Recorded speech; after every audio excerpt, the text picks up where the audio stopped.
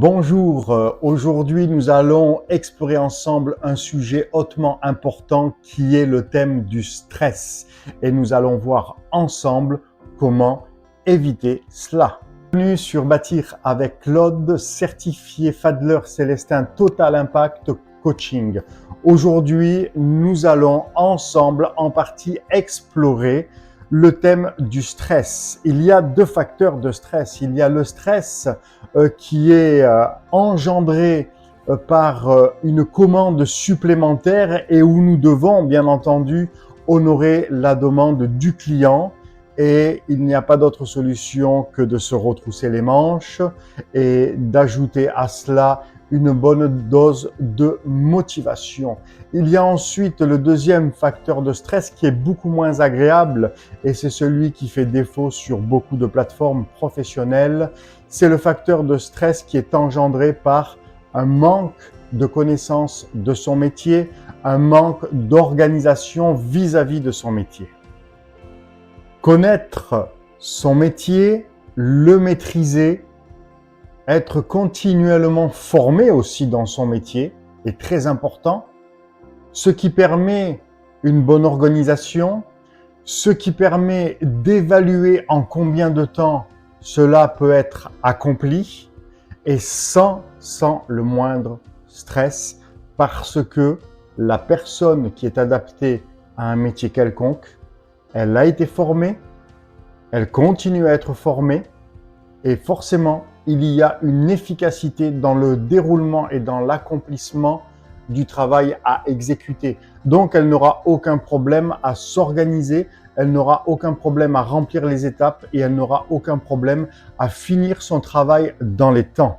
Nous sommes bien d'accord que quelque chose qui arrive subitement, par exemple sur un chantier, un imprévu qui est là, n'a rien à voir avec un stress qui viendrait mettre en panique ou qui viendrait mettre une pression supplémentaire, que ce soit vis-à-vis du patron, que ce soit vis-à-vis d'un responsable, que ce soit vis-à-vis d'une équipe.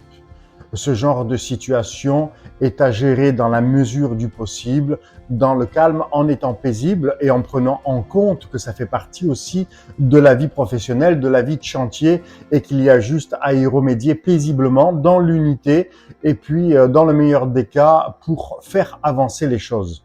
Le responsable, le conducteur de travaux, le salarié, celui qui exerce un métier n'est pas là pour faire plaisir à son chef d'entreprise, à son patron. Il est là pour exercer, pour exécuter son travail au quotidien. Cela n'empêche absolument pas un bon relationnel et c'est même très conseillé de construire un très bon relationnel avec son responsable, avec le chef d'entreprise, avec son patron si c'est une petite entreprise familiale, mais en aucun cas pour faire plaisir à son patron.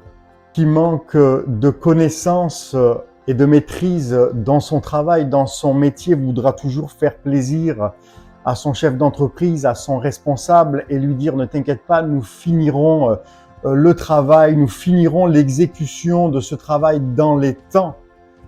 Mais le souci, c'est qu'en finalité, et bien souvent, ce qui se produit, c'est que le travail n'est pas fini dans les temps et les responsables, chefs d'entreprise, arrivent à déception à cause des dires de cette personne.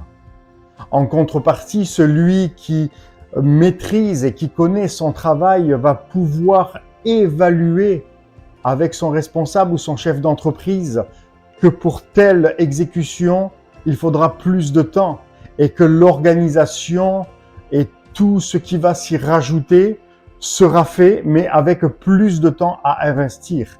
Et cela fait toute la différence. Ça fait toute la différence parce que quand un travail est exécuté dans les temps et que le chef d'entreprise et les responsables ont vu que ceux qui exécutent ce travail connaissent leur travail, savent organiser. Le travail est fait dans les étapes et sans aucun stress.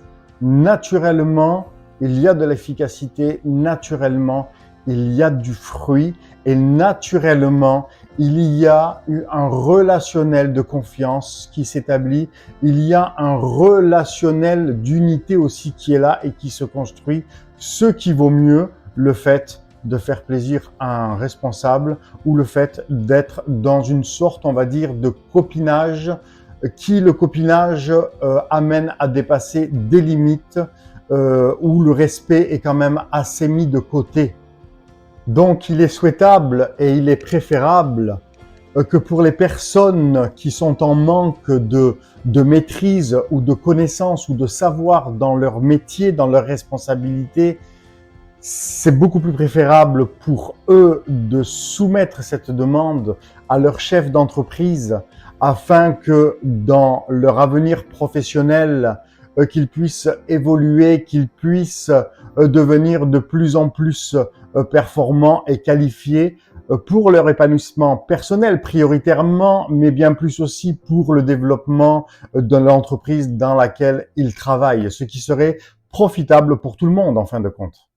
Pas une chose très importante qui fait partie d'un fondement d'excellence. Il vaut mieux construire un relationnel de confiance, un relationnel d'unité qui perdurera dans le temps, qui se développera de mieux en mieux pour l'épanouissement de toute une entreprise, que de faire plaisir ou d'avoir du copinage. Faire plaisir et avoir du copinage, ce sont deux facteurs de danger qui amènent dans toutes sortes de dérives et de divisions pour une entreprise.